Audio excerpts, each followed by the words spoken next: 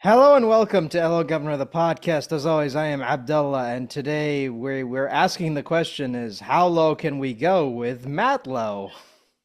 Oh, I love it. That's good. You worked on that one. You prepped that one.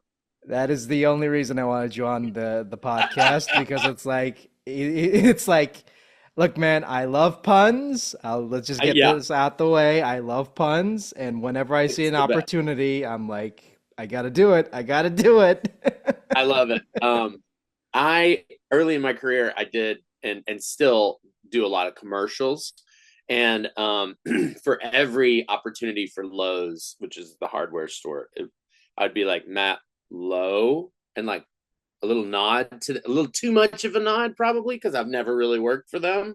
A couple times at Home Depot, but I will, I'll say my name and people will be like, "Oh," and I'll be like, they're like Lowe, and I'll be like, "Yeah, like I hate Home Depot."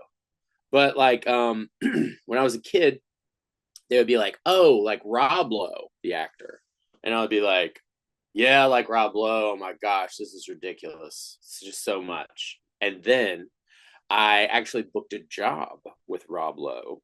And so we're sitting in the getting our makeup put on, before we go shoot. And I looked at him and I said, my dad's name is Robert, and you have a son named Matthew, which is my name. And that's pretty weird. And he was like, "Wait, what is going on right now?" And I was like, "Yeah, I'm Matt Lowe. You've got a kid named Matt Lowe. My dad's name's Robert. That's your name. That's crazy." And then we proceeded to have like three night shoots in a row in Griffith Park, and it was very cold and not that fun, but also fun. You know what I mean? But he was a great guy. Anyway, there's my Lowe story. I was about to ask, like, have you met the other Lowe in, in the entertainment industry, which is Rob Yeah. Lowe? Yep. Like, We crossed that one off the list. it's like, yay, I finally did the thing. Okay, cool. Yeah. Stay the hell away from me. I don't want to talk to you Yeah. anymore. Yeah. That guy, man, he's got a cush, at least on that job. I think it was called Code Black. Yeah. He didn't work on Fridays because he went surfing. And it was crazy. I just couldn't believe that.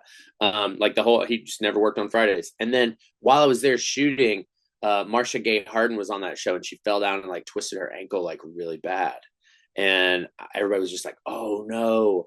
And like 5 years later, I'm in Yosemite and I see her. It was such a weird, and I was like, "Hey," I was like, "I was on that show and I did like a spot on," and she's like, "Oh my gosh, I remember you." And I was like, "Yeah, I was there the day you like twisted your ankle." And she was like, "That was hell." She was like, "That was actually that carried with me for a really long time." I hope she's better now, of course. But yeah, that was a crazy shoot. But yeah, that was insane.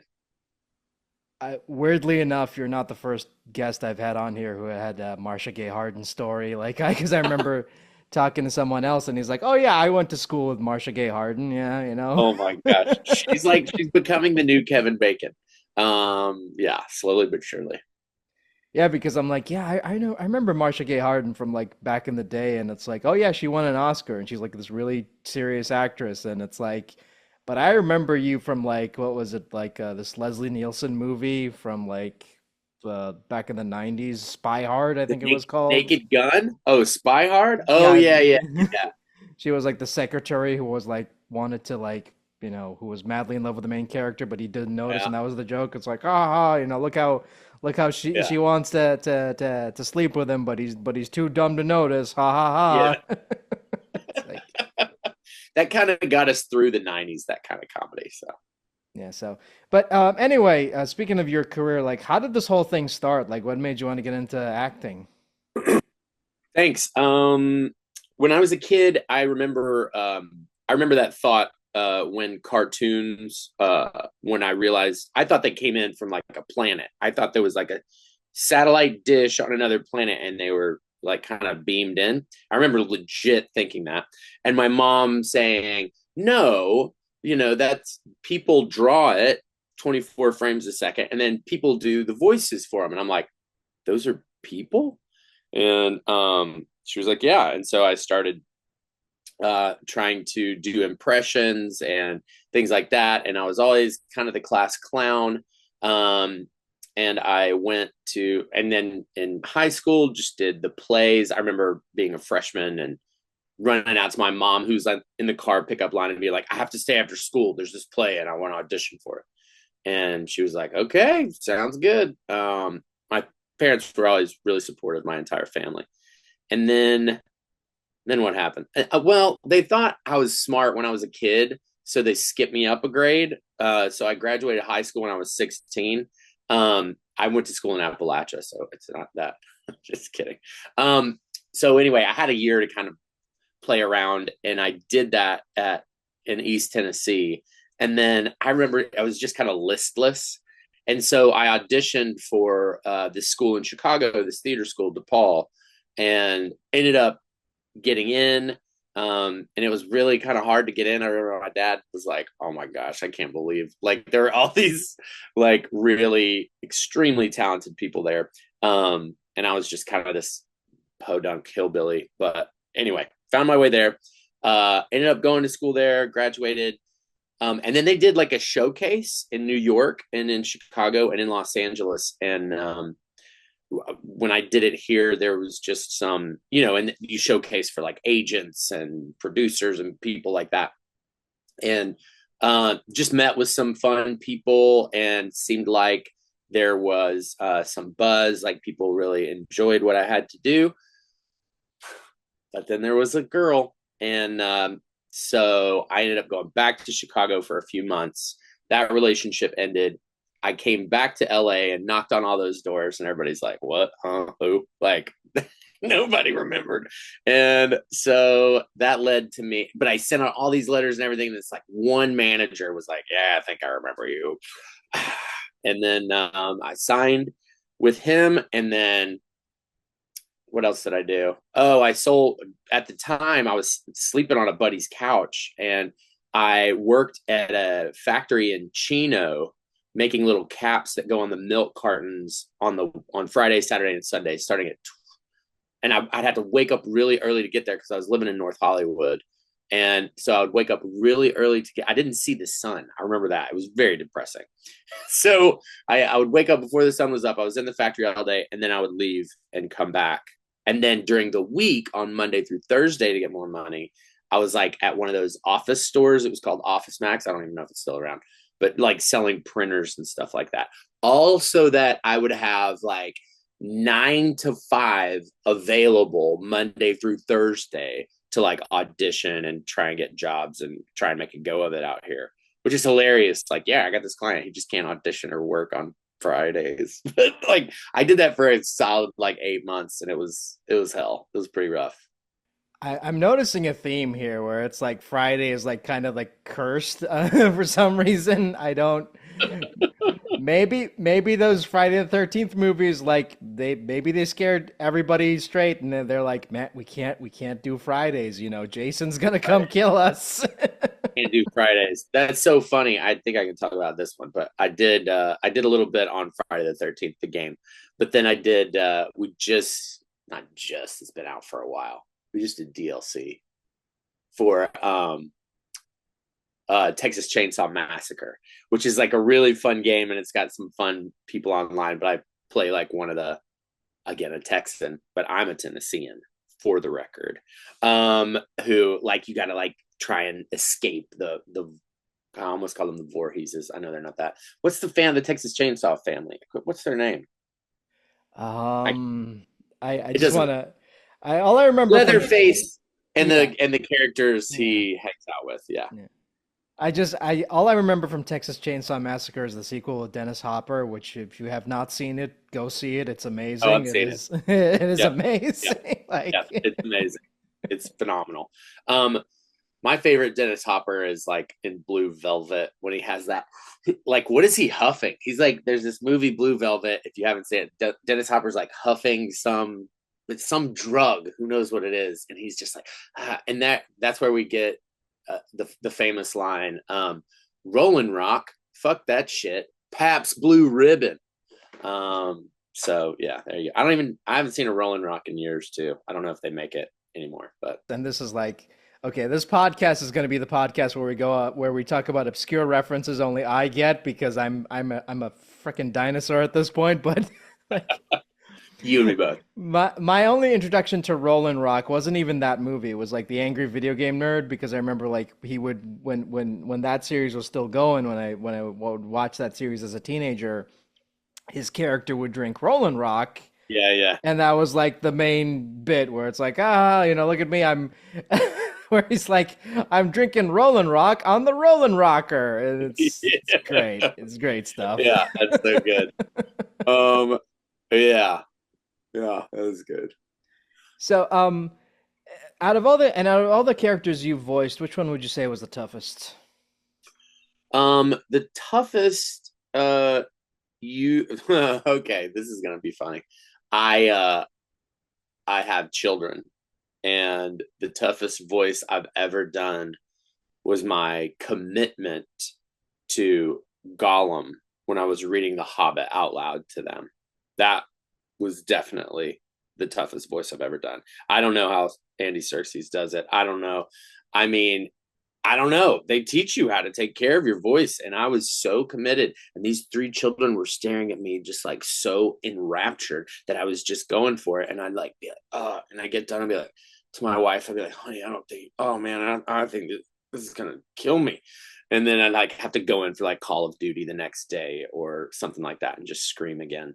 Um, so I mean, a lot of those are tough, the war games and things like that, just like the constant yelling is tough. um yeah, I have a show that just came out, for your younger audience, that just dropped on Netflix. It's called Mighty MonsterWheelies, and I play Sweeps Wolfman, or Wolfman. I don't know.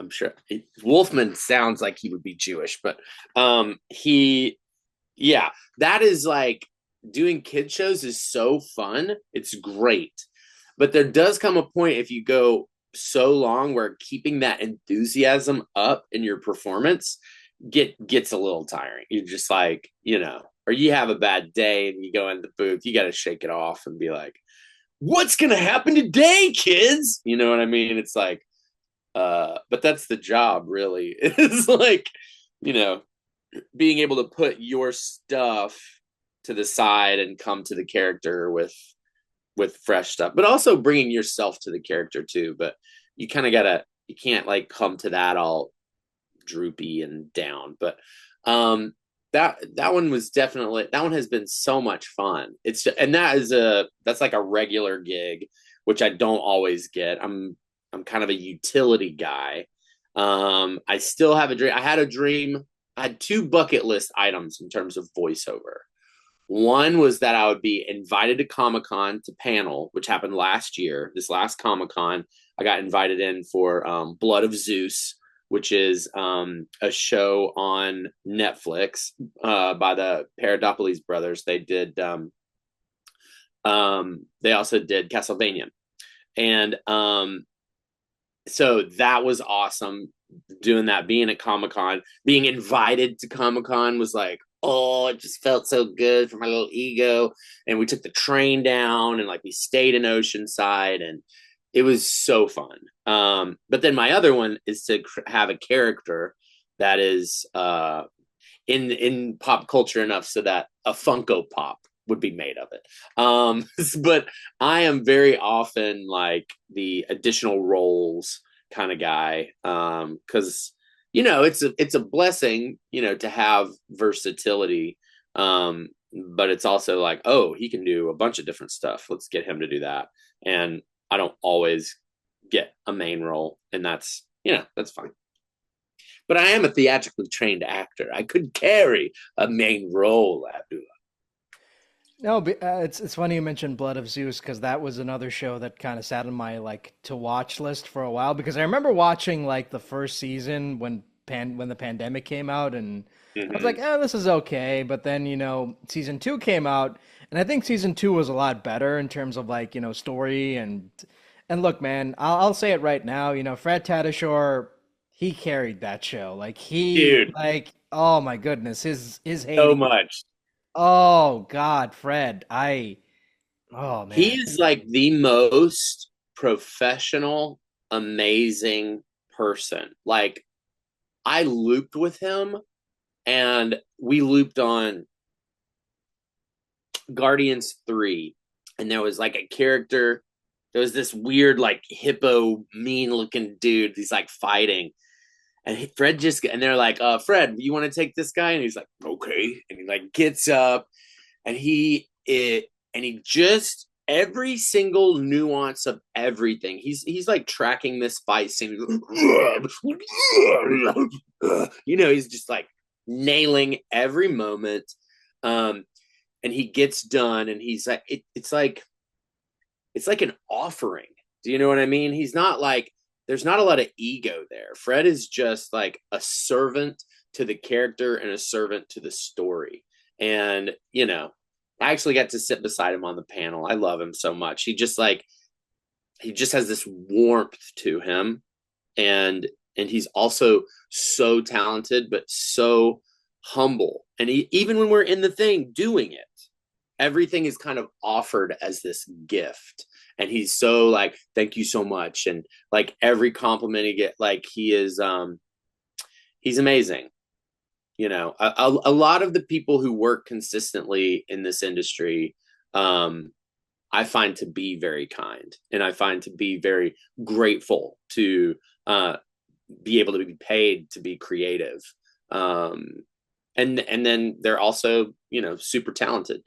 I think at this point in my career, I've been doing it about 20 years. Like it feels like all the assholes have kind of gone to the wayside. I don't know. That's probably not true, because especially when you get into like celebrities and stuff, they can carry a bit of ego.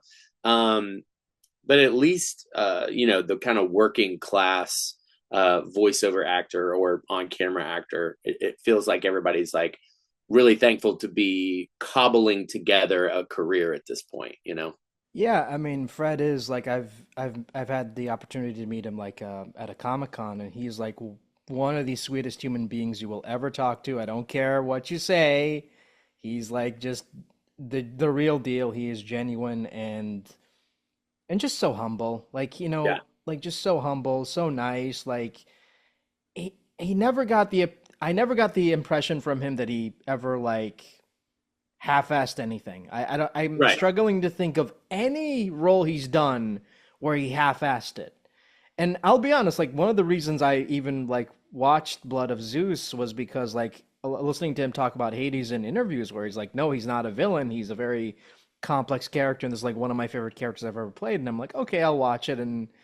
And he was just incredible. I thought his performance was incredible, and and again, Sissy Jones, like she's Oh yeah. incredible as well. Like she's just an ice cold bitch in season 2, and I love it. Oh It's yeah. great.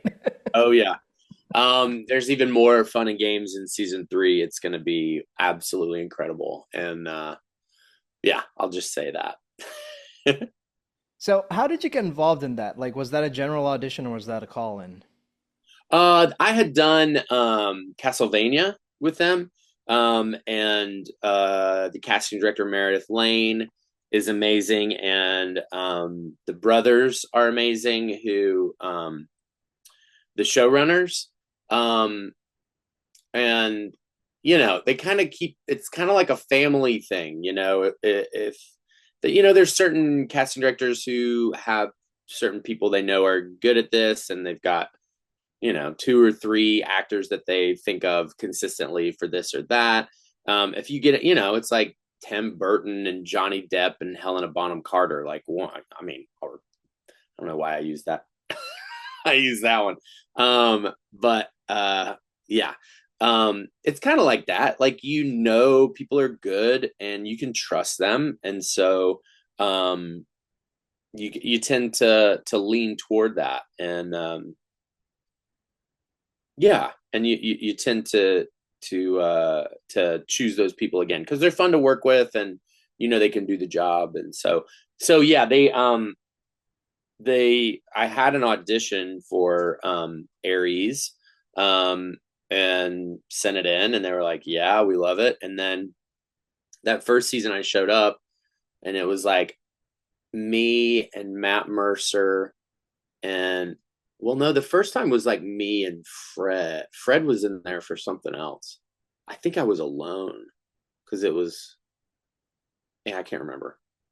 But anyway, all the God brothers were together, and it was just really fun, but really creative. Like, I don't know. There's some place that you can. I've done everything from shoot 'em up video games to like big dramatic animation to like monster wheelies, and it's like Blood of Zeus and Castlevania and those and Meredith Lane and those creators, they trust actors so much that just everything around it is like, oh yeah, that's good, and you kind of find it together. Do you know what I mean?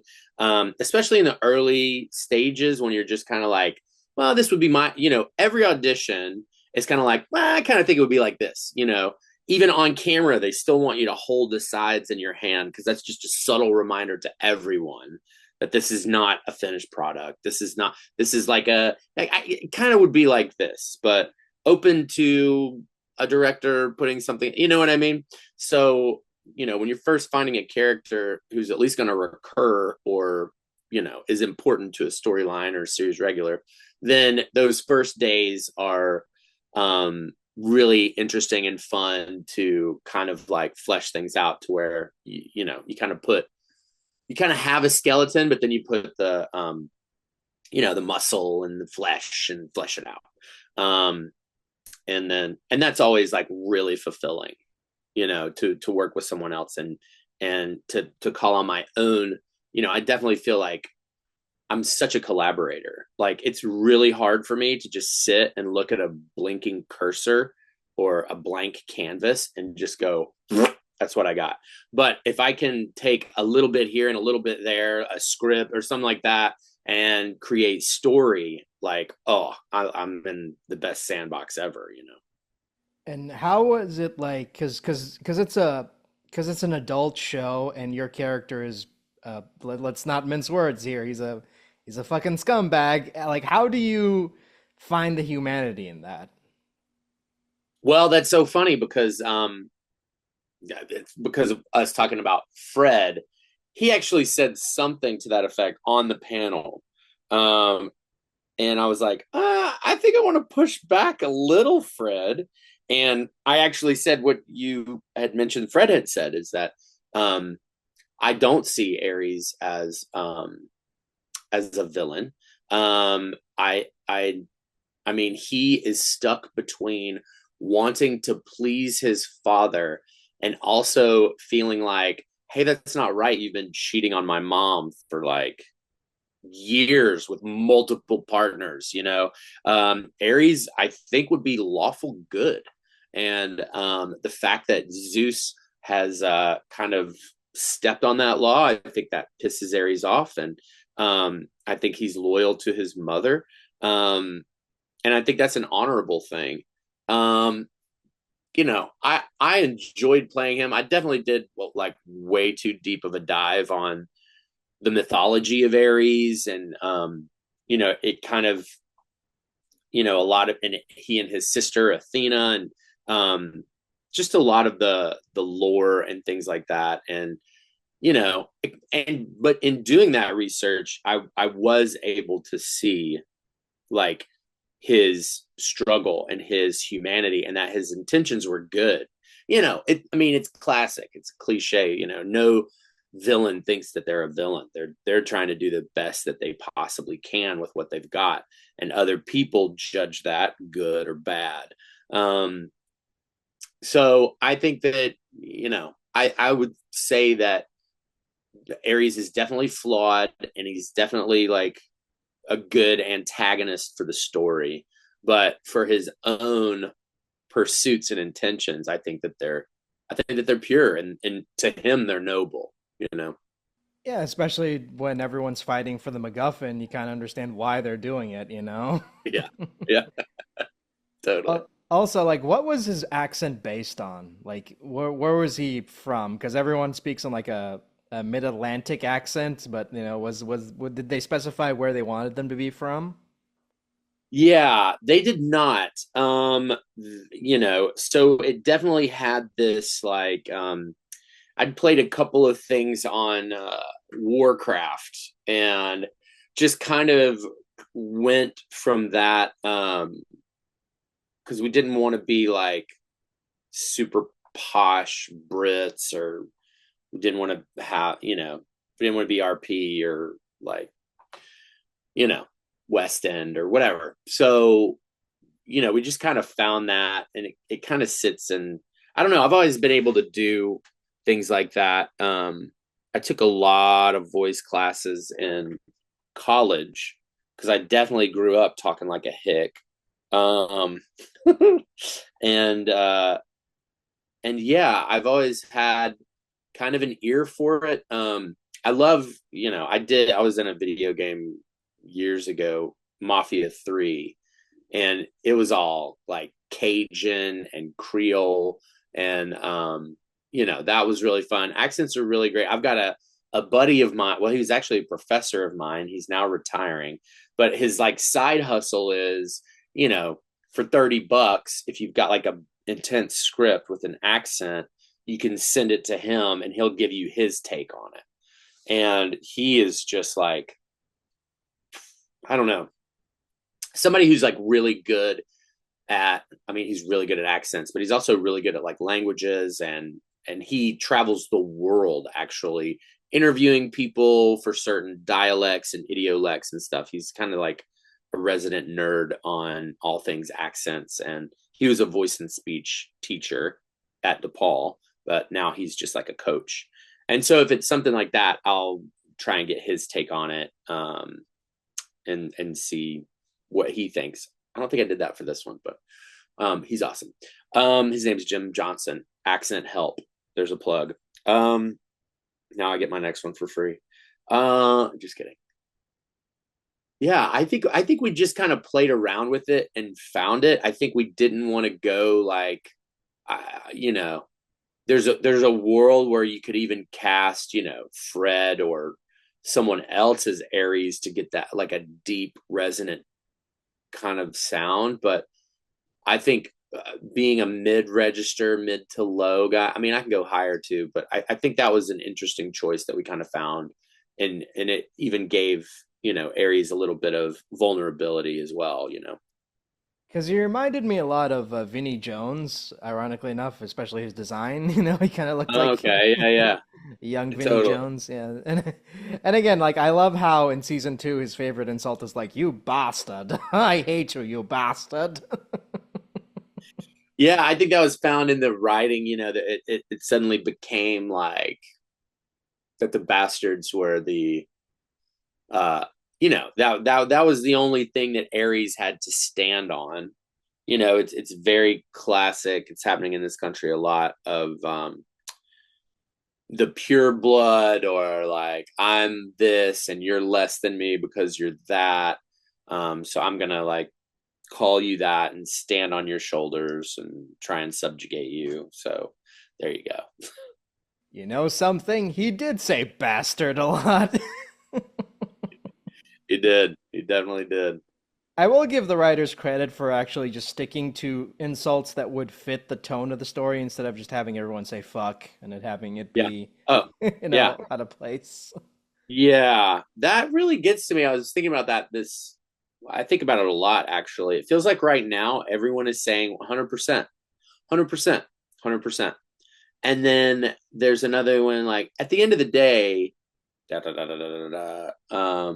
Or people also say it is what it is. Like these are newer things that have kind of come into our vernacular in the last, I don't know, 10 years, maybe less. 100% feels like it's 2024.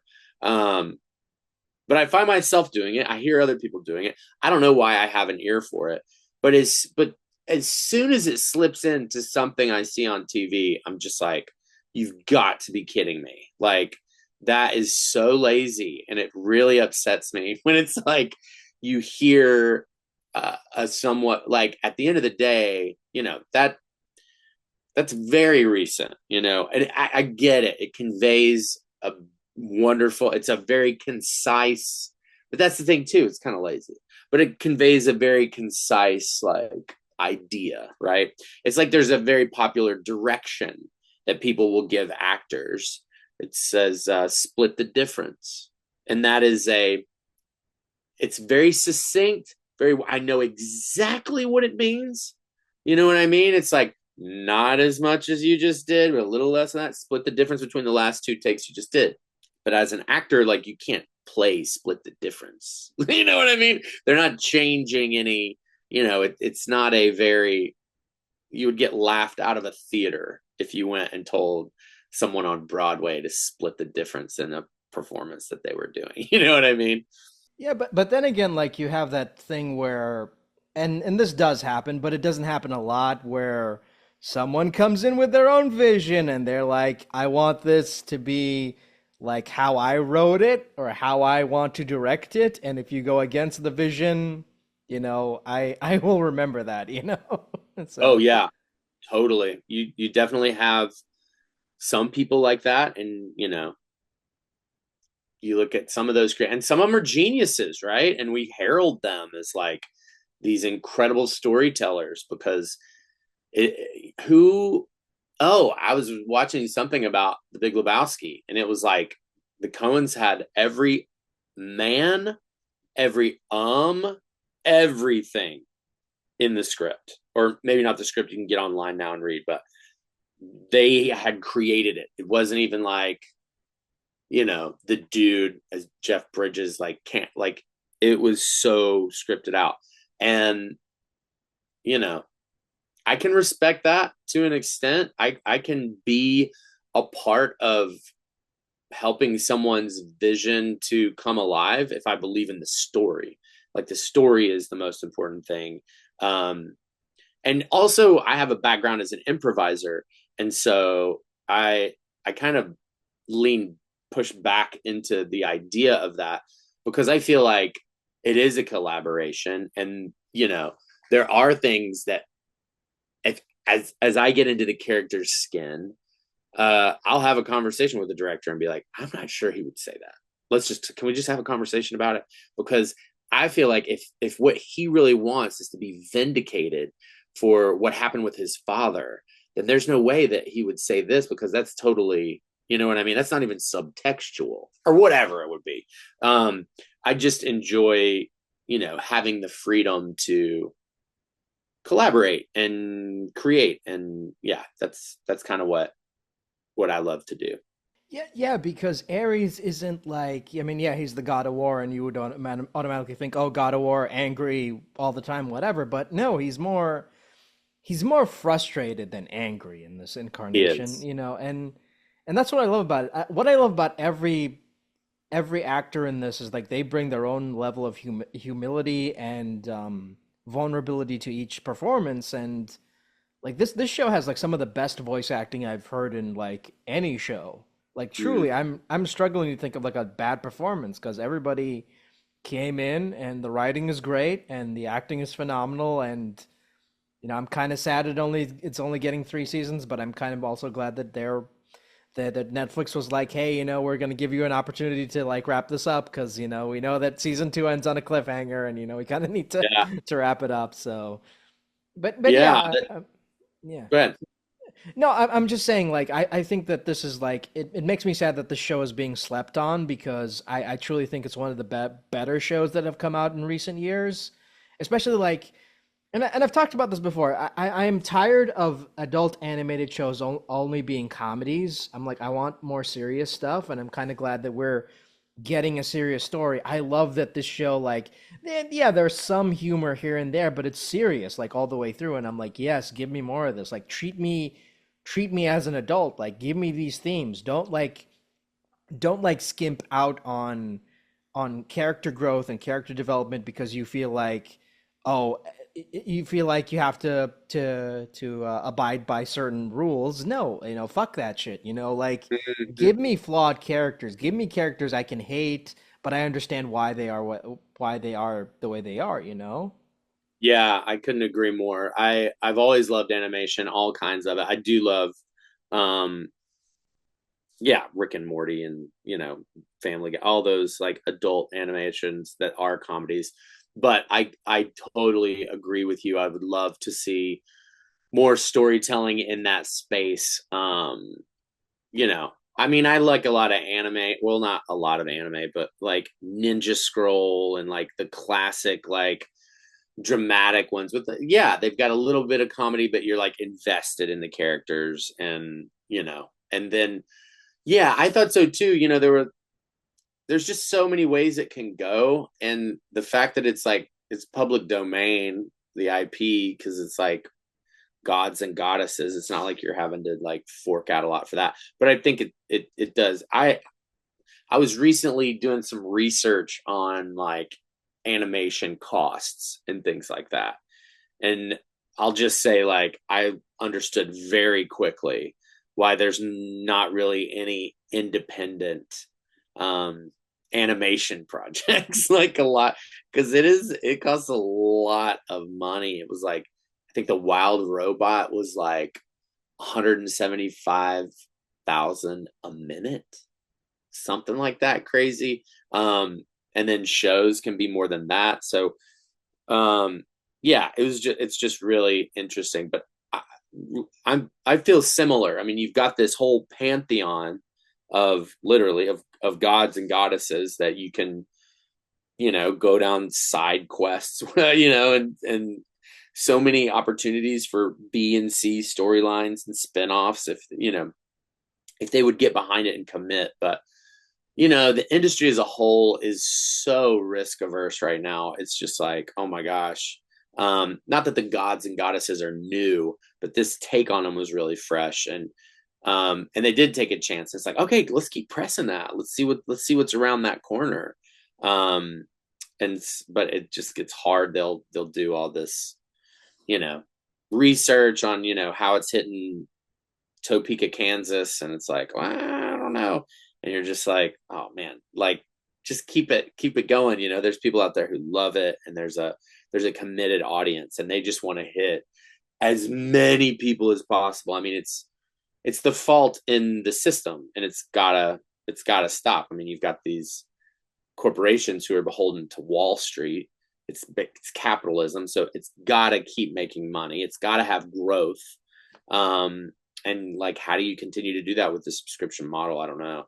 Um, so you sacrifice a lot of the quality, you sacrifice a lot of the kind of risky creative storytelling for another Marvel movie. And I was there front row watching Deadpool and Wolverine. Love it with my popcorn. But I think there's room at the table for adult serious anime, like a bunch of different media and vehicles to tell stories with. Yeah, it just amazes me. Like we're getting shows like Blue Eye Samurai, Arcane, like all these shows that are made for adults, and the industry's like, but it's kind of too expensive. So here's another Rick and Arcane. Morty. Here's another Rick and Morty. Here's another Family Guy because that's Yeah. cheaper. And it's like, okay, Yeah. Arcane's $9 million an episode. yeah, but it's amazing. Like It's it's phenomenal. It yeah. makes you go, wow. You know what I mean? And League is like still the most popular global game, I think. And so you've got this audience but then it's on Netflix, and it's like, what is this here for? Is this just here for you to get more subscribers in like Bangladesh? Or, I mean, what, you know what I mean? Like, where is I don't know, people smarter than me or definitely more like shrewd and savvy are making those kind of decisions. But yeah, I love Arcane. Actually, the next season, my daughter's gonna have a fun little part in it. Well, it's not really little, but it's yeah. Anyway, I don't think I can say anything else, but yeah. Oh, don't get me hyped up for Arcane, man. I'm already like, I'm already like trying to avoid as much spoilers as I can because like, Oh that yeah. that first season has stuck with me. Like it is like legitimately one of the best TV shows I've seen in decades. Like I not a single bad episode. Everything was great. Animation was beautiful. You know, Yeah. Jason Spizak deserves all the awards. He was amazing. Oh yeah. He made me Totally. cry. Yeah. I mean, you're committed. Like you know, when the writing is good and the animation is good and the voice performances are good, like it will move you. And you know, I'm kind of one of those people who wish I don't know how what parent I don't know any parents who look for their kids at the animated movie coming out and go, "Oh my gosh, Chris Pratt's in that. We should totally go." Like I think it's just to make celebrities a little richer. Now I know they are mostly actors themselves, right? And that I'm not if they are the right person for the job, they're the right person for the job. But it's mind-boggling to me to think that attaching a name to something, all it does for most people, I feel like, is go, "Who? Oh, that sounds familiar. Who's that? Oh, cool, cool, cool." I don't think it's like drawing people to the animation box office because they want to see the net. Like that's ridiculous. So in the meantime, you've got actually amazing voiceover talent, kind of sitting in the wings, doing looping, kind of saving everybody else's butt, coming in and like, you know, kind of sweeping up the mess of some of the stuff or adding to it. I won't say like sweeping up a mess, but I don't know. It feels like there are definitely some instances where there's like they would take a popular YouTuber or like a popular whatever and like throw it in an animated film, and you're just like, dude, why did Fred Tatasciore not get that? You know what I mean? It's just like, and granted, he does get quite a few things in film, but yeah, And that's what I love about Blood of Zeus is that they cast like voice actors in these roles. They didn't just go, "Hey, let's get all these celebrities and have them do these voices." They got like Fred Tatasciore. They got Sissy Jones. They got Julie Nathanson. They got Sarah Elmira, for God's sake. I mean, like people I've had yeah, on the show, people I know are talented or passionate, and like yeah, seeing them not only get these roles, but to be trusted with these characters. They're like, yeah, no, Elias. yeah, My God, Elias. yeah. He's Incredible. phenomenal. I mean, he's a cool dude, man. Yeah, they all are. It's refreshing. You know, we always wish we could be more together in a lot of ways, but you know, I mean, I'm looking at my booth right here, right now. It's like it's more convenient to record from home a lot. Even when it's in person, you're not necessarily all together, unless it's like a really intense scene or a really kind of dramatic thing. Um, but yeah, So anyway, moving on to your second project, Mighty MonsterWheelies. Like, how did that whole thing come about? Because like going from this like adult show to this like preschool show, like oh yeah, do you have a personal preference between working on like adult animation or versus children's animation, or does it not make a difference to you? I do not. It doesn't make a difference to me. The children's animation brings joy to millions of kids. And so to be able to do that is a joy for me. Like uh they gave me a little like gift box, you know, and everything. And I've got my kids are too old, but I've got other friends with kids who I just can't wait because I know they've already been watching. They're like, "Oh, Uncle Matt, he's playing sweeps. He's the guy." And to just bring the shirt and have their eyes and be like, "What?" Like, oh, it's so fulfilling. And you know, I think I loved watching cartoons as a kid. I mean, that was like, yeah, Nickelodeon and everything. Like, I always watch cartoons, and you know, that's kind of what started me on this journey. And so, to be able to be in one now, I mean, that's full circle. That's like a total dream come true. And so, I love that, and I love being a part of that.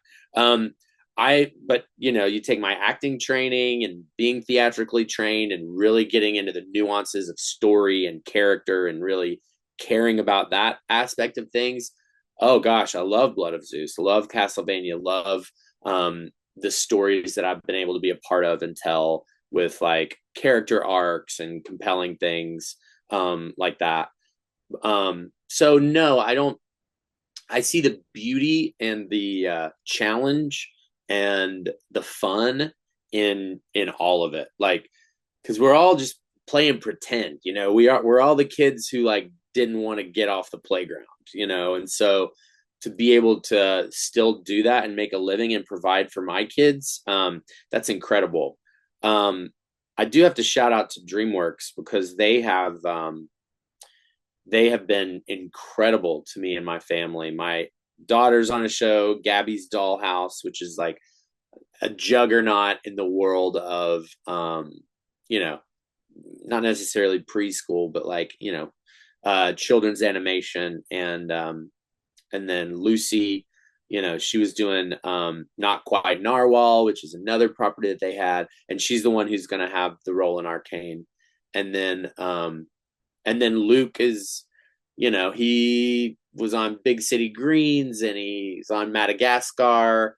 And Big City Greens is Disney, and I was talking about DreamWorks. But anyway, Madagascar, and he does other things with DreamWorks. But they have just been such a champion, and MonsterWheelies is DreamWorks. They've been such a champion for me and my family, and you know, I I wouldn't be where I'm at in my career today if it wasn't for them, you know, believing in me and believing in us. And you know, now I'm able to have my little nepo babies and you know, kind of train them what it means to be humble, what it means to serve the story, what it means to be creative and have fun. And you know, hopefully if they want to continue doing it, you know, they'll be able to. But you know, hopefully they'll have enough in their college fund to where they could go and do something else with their life if they didn't want to do this.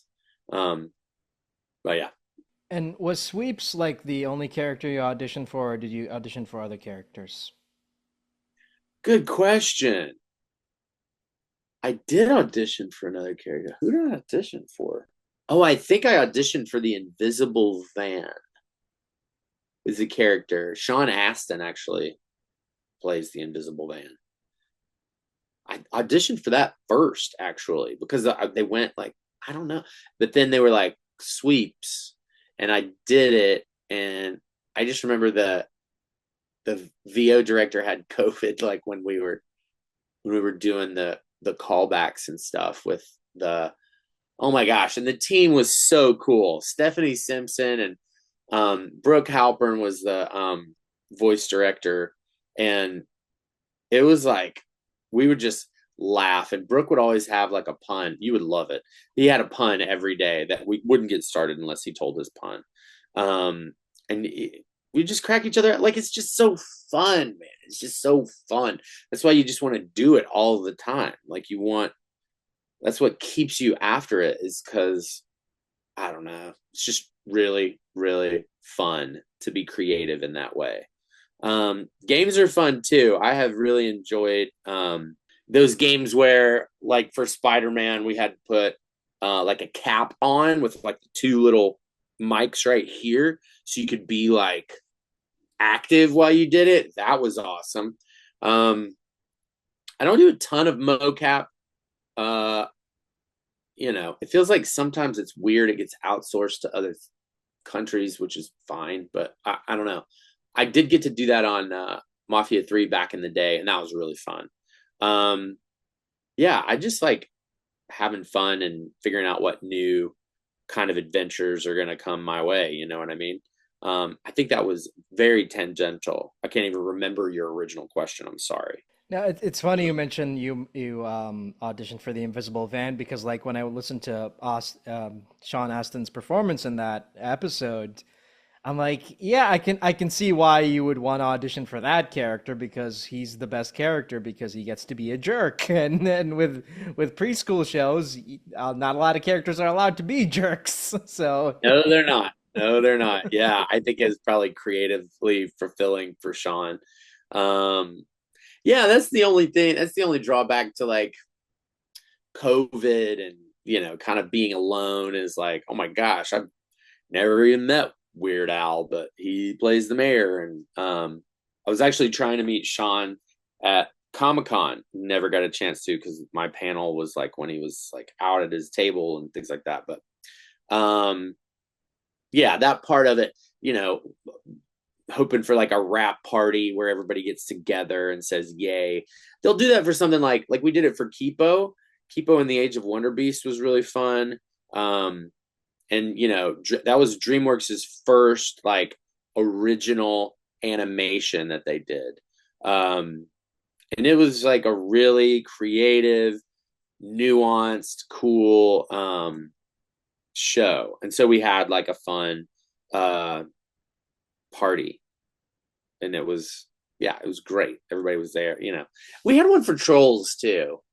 Yeah, I guess they just haven't done it for certain thing. But Trolls was pretty successful. Trolls was, I think the jury's still out on Monster Wheelies.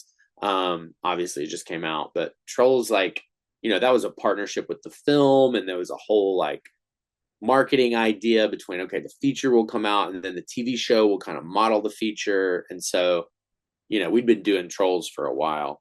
But yeah, you know, I'm sure you know, but like you, according to SAG, we can do up to like 3 voices. So any episode I'm doing sweeps, and then I'll be like, oh, get this guy, like in the Welcome to Monster, we watched it last night, me and the kids, but like the Welcome to Motorvania or whatever, I'm the voice of the truck that like goes off the cliff. And you know, everybody kind of has 2 or 3, and then you put Walla on top of that, like, yeah, you know, we're all just like saying stuff together.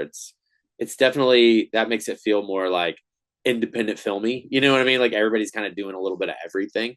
But I love that stuff. I love being able to change things up and voice something different. Yeah, it's just super fun. I enjoy making the people making it laugh most of the time. Like, you know, obviously not with like, well, no, even with, you know, Aries, I'm always trying to get Meredith to laugh. Um, you know, I'll always do like a really serious take, and then my third pass at it will be like something ridiculous and erroneous. Anyway. Seeing as it's a preschool show, did you get annoyed when you're like, ah, you can't be too negative. You can't sound too negative. Yeah, I think it's interesting their take on it. Definitely like you can't tell people what to do. You don't want to be too scary. Uh, you don't want to whine.